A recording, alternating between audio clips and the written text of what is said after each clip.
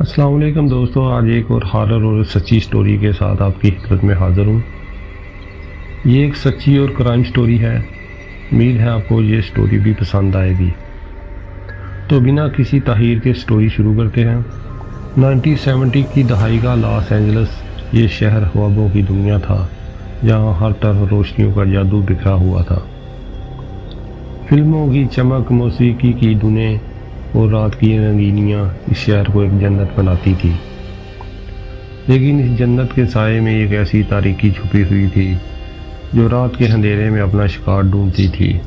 یہ کہانی ہے ایک سیریل کلر کی جو دا پراسٹیٹیوٹ ہنٹر کے نام سے بدنام ہوا، اور اس کی ہولناک کہانی نے نہ صرف لاس اینجلس بلکہ پوری دنیا کو ہلا کر رکھ دیا۔ 1965 کی ایک سرد رات سے اس خوفناک کہانی کا آغاز ہوا۔ لاس اینجلس کی گلیوں میں جہاں رات کے وقت طوافیں اپنے گاہکوں کے انتظار کرتی تھی، ایک عجیب سی خاموشی چھانے لگی۔ یہ وہ علاقے تھے جہاں قانون کی گرفت کمزور تھی اور زندگی اپنے ہی اصولوں پر چلتی تھی۔ لیکن اچانک ایک کے بعد ایک یہ خواتین غائب ہونے لگی۔ پہلے تو کسی نے توجہ نہ دی۔ وائفوں کا غائب ہونا کوئی نئی بات نہ تھی۔ کچھ لوگوں نے سوچا کہ شاید وہ شہر چھوڑ کر چلی گئی یا کسی اور کاروبار میں چلی گئی۔ لیکن جب لاشیں ملنا شروع ہوئی تو شہر پر خوف کی سیاہ چادر پھیل گئی۔ ہر لاش پر ایک ہی نشان تھا، گلے پر گہرے زخم، جیسے کوئی تیز دھار آلے سے کاٹا گیا ہو۔ زخم اتنا صاف اور گہرا ہوتا تھا کہ ڈاکٹروں کے مطابق موت فوری ہوتی تھی۔ لیکن سب سے عجیب بات یہ تھی کہ قتل صرف طوائفوں کے ہو رہے تھے، نہ کوئی عام عورت، نہ کوئی مرد، نہ کوئی بچہ، صرف وہ خواتین جو رات کی تاریکی میں اپنا جسم بیچتی تھی۔ پولیس نے اسے ایک واضح پیٹرن سمجھا اور تحقیقات شروع کی، لیکن قاتل ہر بار ان سے ایک قدم آگے تھا۔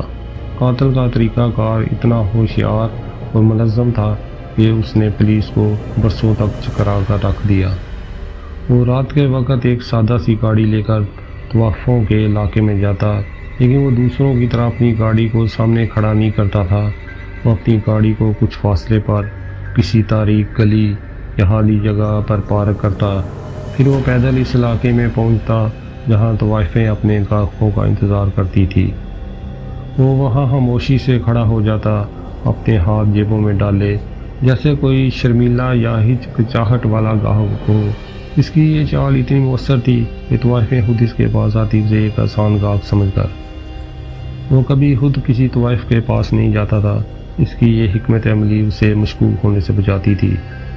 جب کوئی طوائف اس کے ساتھ تنہائی میں جاتی، اسے ایک ایسی جگہ لے جاتا جہاں کوئی نہیں ہوتا۔ وہ نرم لہجے میں بات کرتا، ہنس اور اپنے شکار کو آرام دہ محسوس کرواتا۔ پھر ایک لمحے کی خاموشی میں وہ اپنی جیب سے ایک چھوٹا سا چاقو نکالتا۔ یہ چاقو اتنا تیز تھا کہ ایک ہی بار میں گلے کو کاٹ دیتا اور موت فوری ہوتی۔ قتل کے بعد وہ لاش کو ایک ایسی جگہ چھوڑتا جہاں سے فوری نہ دیکھا جائے، کبھی کوئی گلی کا کونا، کبھی کوئی خالی پلاٹ، کبھی کوئی کچرے کا ڈھیر، لیکن ہر بار وہ اس بات کا خیال رکھتا کہ کوئی سراغ نہ چھوڑے۔ اس نے کبھی کوئی ایسی غلطی نہ کی جس سے پولیس کو اس کا پتہ چل سکے۔ اس کے کپڑوں پر خون کے دھبے نہ ہوتے، اس کی گاڑی کا کوئی ثبوت نہ ملتا۔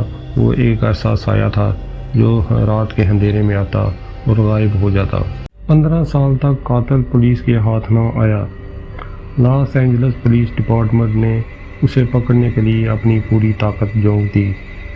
اس عرصہ میں پولیس نے کئی حکمت عملیاں اپنائیں، لیکن ہر بار قاتل ان سے ایک قدم آگے نکلتا۔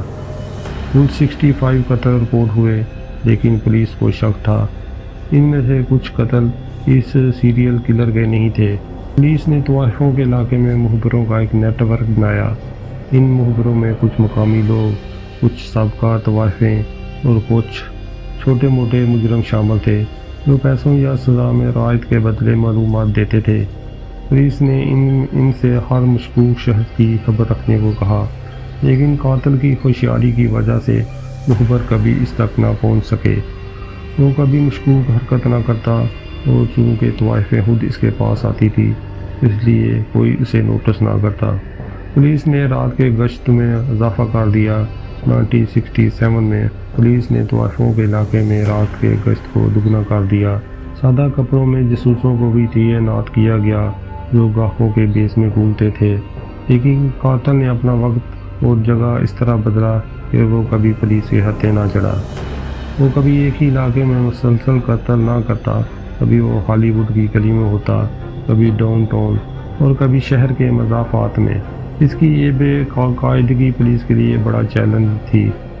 1970 میں پولیس نے ایک ماہر نفسیات کو شامل کیا جس نے قاتل کا ایک نفسیاتی پروفائل بنایا۔ اس پروفائل کے مطابق قاتل ایک تنہا آدمی تھا، عمر 30 سے 45 سال کے درمیان، جو معاشرے سے نفرت کرتا تھا۔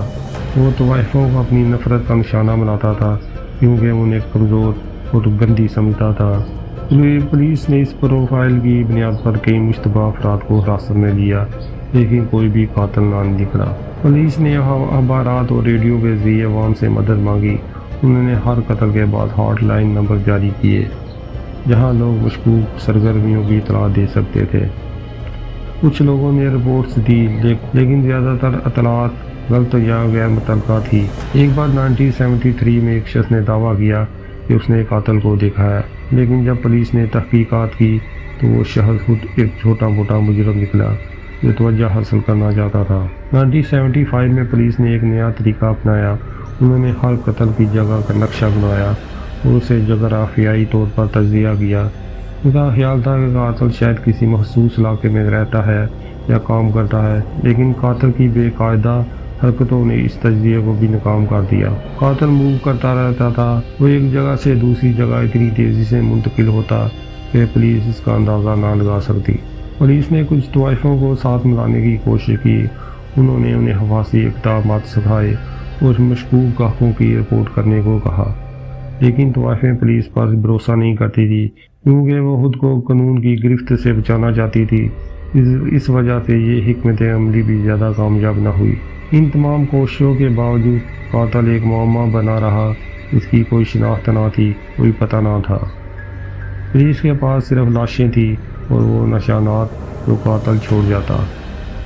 ایک بار 1977 میں پولیس کو لگا کہ وہ قاتل کے قریب پہنچ گئی ہے۔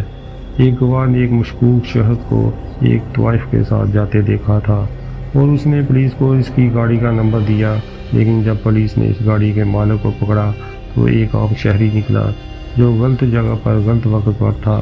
قاتل ایک بار پھر غائب ہو گیا۔ قاتل کے قتل صرف پولیس کے لیے ہی نہیں بلکہ لاس اینجلس کے عام شہریوں کے لیے بھی ایک ڈراؤنا خواب بن گئے۔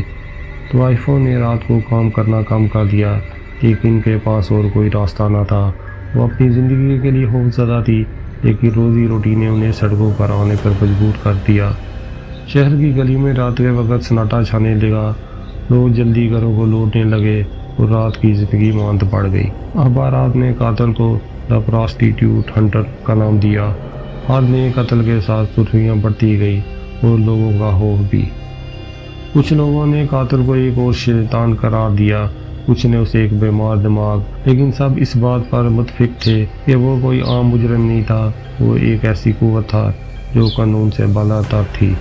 1980 کی ایک سرد رات کو قسمت نے بالآخر پولیس کا ساتھ دیا۔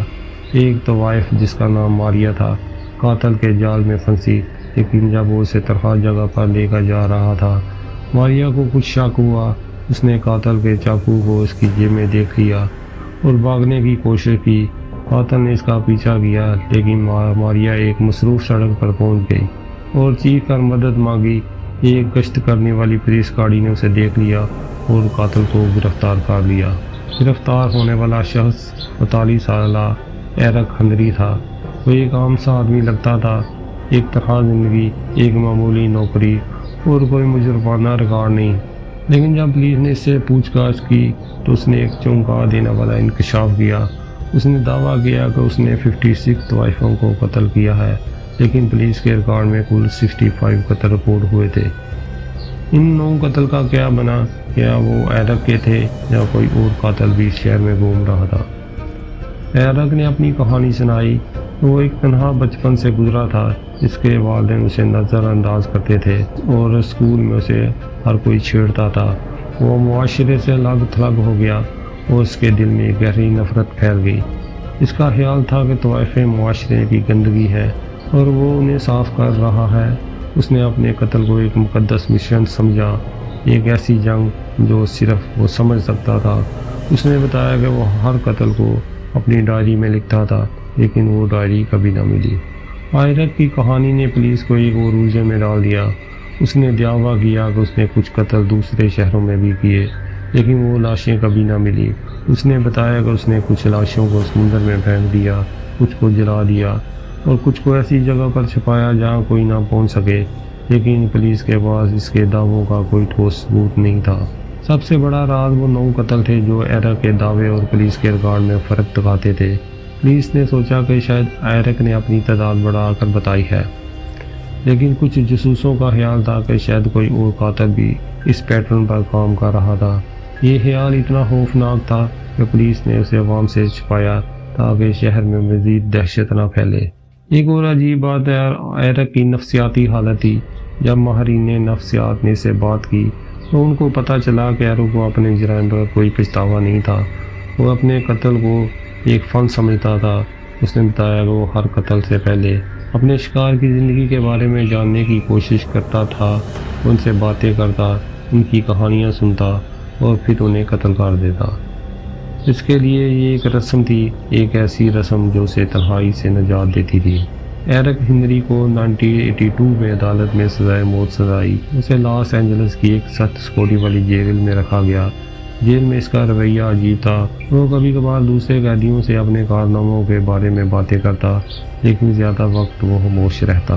1995 میں ایک رات اسے دل کا دورہ پڑا اور وہ مر گیا۔ اس کی موت کے ساتھ ہی اس کے راز بھی دفن ہو گئے۔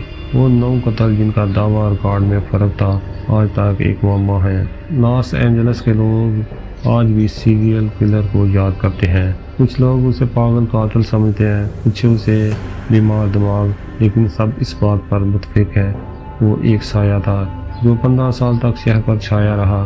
اس کے قتل نے نہ صرف طوائفوں کی زندگیاں چھینی بلکہ پورے شہر کو خوف کے سائے میں جکڑ لیا۔ یہ کہانی نہ صرف ایک سیریل کلر کی ہے بلکہ اس معاشرے کی بھی ہے جو اس کے سائے میں جیتا رہا۔ لاس اینجلس نے اس خوف سے بہت کچھ سیکھا۔